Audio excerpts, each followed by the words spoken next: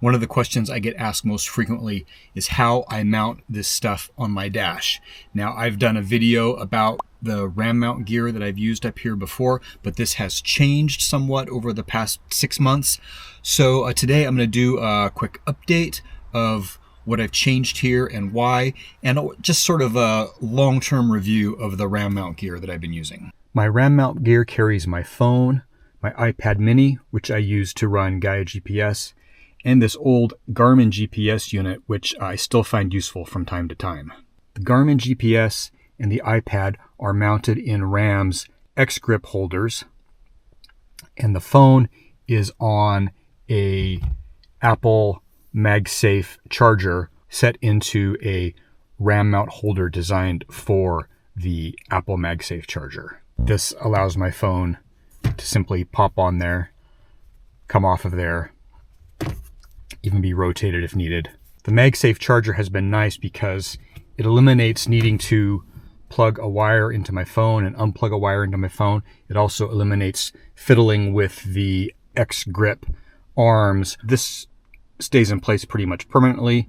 This will stay in place pretty much for the duration of a trip. This comes in and out all the time, and it has been great being able to just grab it, put it back on there. I have largely had no issue with the phone staying in place, even on rough, bumpy roads. A couple of times on seriously washboarded roads or really nasty bump, I've had this thing pop off of there. But for the most part, that has worked quite well. Now, this obviously is an Apple product, not a RAM mount product, but it is part of the system here. Now, these X-grip mounts work pretty nicely. They're very strong. They're spring-loaded. And that slips right in there. I do offset my iPad just a little bit because otherwise this arm presses on one of the volume buttons here on the side of my iPad. Now that may depend on your device here, but that is something to consider. RAM does offer other types of mounts for tablets and for phones. This made the most sense for me, but check out their website for an array of other options. Same thing here on the Garmin. That is just the little X-grip. Back up in there. These various mounts are supported by pretty much standard RAM mount arms. These are the most basic ones. They just grip the ball at each end with a single thumb screw there. They grip the ball at each end. This one has a more of a compound additional pivot point in the middle that gives you a little more flexibility for positioning and a little more length. Now, each of those arms is mounted onto a ball that has a T-nut at the base of it. And those T-nuts run in this channel that I have mounted on the top of my dash. This channel is aluminum. This is one of the things that I recently changed. This is not the original channel that I had. This aluminum channel did come with these little end caps that go at each end that give it a sort of a tidier appearance and provide a couple of additional screw holes. I didn't need them here. I can't even really see the ends. And so I've just eliminated those.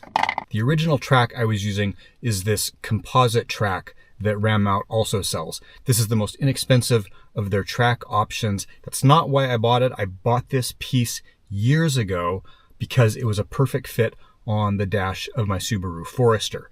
So I have been using this system for years now. When I moved this all over to the Frontier, I discovered that this piece of track fit also very, very neatly on the dash of my Frontier.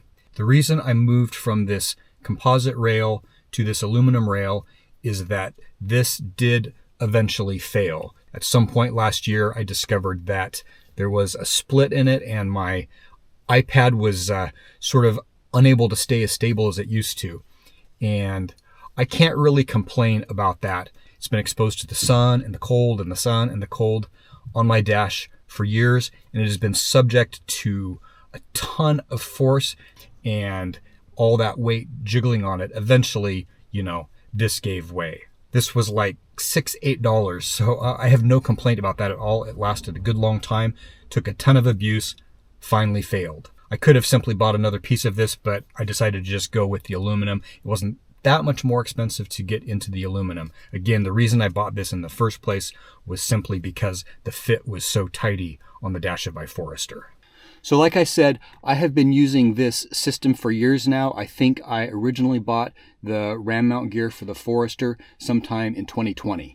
So we're going on 4 years of this getting abused in my vehicles going down dirt roads. Now certainly ram mount gear isn't the most budget option out there. And those of you who have followed my channel for any amount of time know that I try to do everything on a budget. I don't spend $1 more than I have to.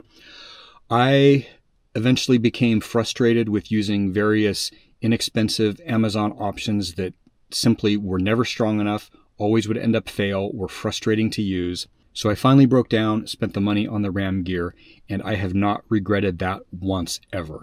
It was money very, very well spent. It is so nice to know that this stuff just stays in place. I don't have to worry about it. It is extremely adjustable. I can reconfigure this whenever I need to, and this is probably the third or fourth different sort of version of setups that I've used with basically the same pieces that I originally bought. Now the beauty of the ram mount system is that it is extremely, extremely modular. There are infinite possibilities in how you can put this stuff together. They have so many different components and options and different ways of approaching mounting these. Don't go to Amazon to purchase ram mount gear. You can find some various kits that have been put together, and maybe you'll find something that will work for your purpose, but you might be missing out on some options that would be perfect for you.